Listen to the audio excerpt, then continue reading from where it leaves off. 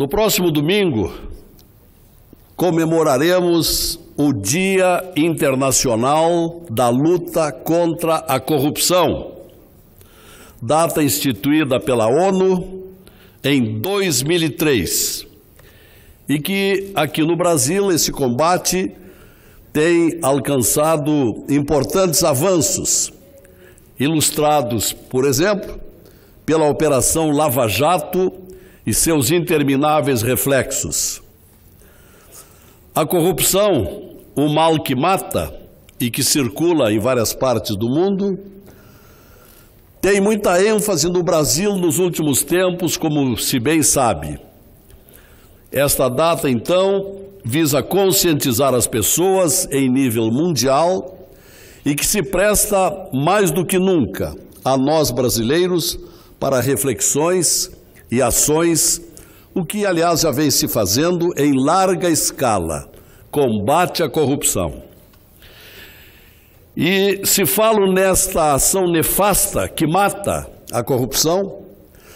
aproveito para lembrar o recente voto do ministro do Supremo, Roberto Barroso, na semana passada,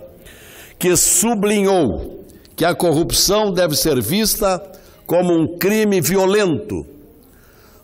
praticado por gente perigosa, que mata na fila do SUS, na falta de medicamentos, nas estradas sem manutenção. E que o fato do corrupto não ver os olhos da vítima que ele produz, não o torna menos perigoso. Pronunciamento do ministro Barroso, memorável e digno de ser repetido sempre que oportuno, como na data de combate à corrupção. Mas, senhores senadores, sobre o tema, cabe também acrescentar que o recente recado das urnas, dado nas eleições de outubro, foi também uma ação estrondosa do eleitorado brasileiro, dizendo basta à velha política e à corrupção. Mesmo assim, temos visto manobras para que vários tipos barrem a Operação Lava Jato e operações similares, e ainda estejamos vendo atrasos infindáveis em processos instrutórios na Polícia Federal, no Ministério Público e no Judiciário, processos contra corruptos. Apesar disso, e felizmente, em ações sociais ou associativas aqui no Brasil, várias linhas de atuação vêm se criando e agindo em favor da prevenção e repressão à corrupção, através da integração da sociedade civil, neste combate intenso em busca de um novo Brasil, mais limpo, transparente, uma mudança de cultura, de integridade, envolvendo também até ensinamentos às crianças e escolares em processo já proposto junto ao Ministério da Educação. Por outro lado, tem-se percebido que não há semana no Brasil sem que uma nova operação da Polícia Federal apareça na investigação e prisões contra corruptos. Ações intensas, de forma jamais vistas na história do Brasil. Criou-se também no país, através da Transparência Brasil, um certificado, também definido como um selo pró-ética, senador Cristóvão,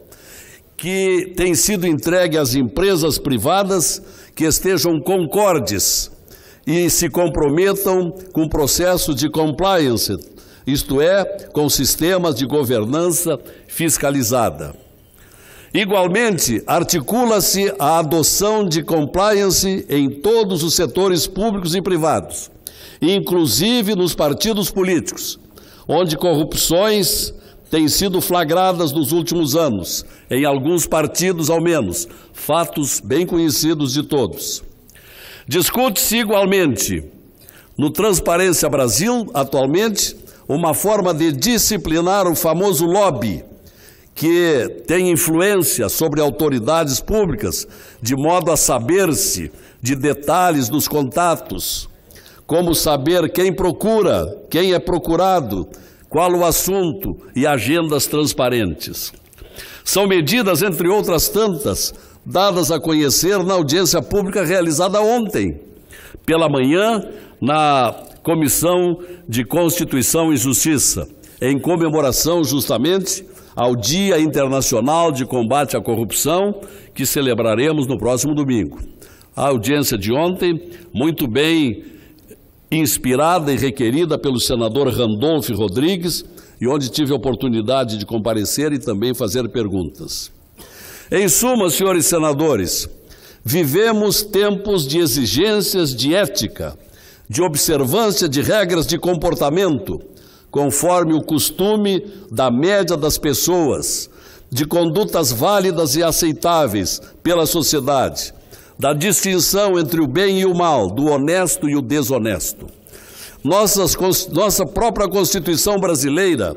no artigo 37, já consagra a adoção da ética, quando estabelece como deve ser o exercício da administração pública em todos os poderes, observando os princípios da legalidade, impessoalidade, moralidade, publicidade e eficiência. Quando esses princípios padrão de comportamento, de lisura e transparência nos atos de cada um, quando isto ocorrer, nós teremos finalmente um Brasil ético e próspero, porque, sabidamente, sem ética, sem honestidade, é difícil construirmos um Brasil desenvolvido e justo. Por isto, saudemos o 9 de dezembro, próximo domingo, Dia Internacional de Combate à Corrupção, e que tenhamos todos a iniciativa de entrarmos nesse combate em favor de um Brasil melhor. Era o que pretendia dizer, senhor presidente.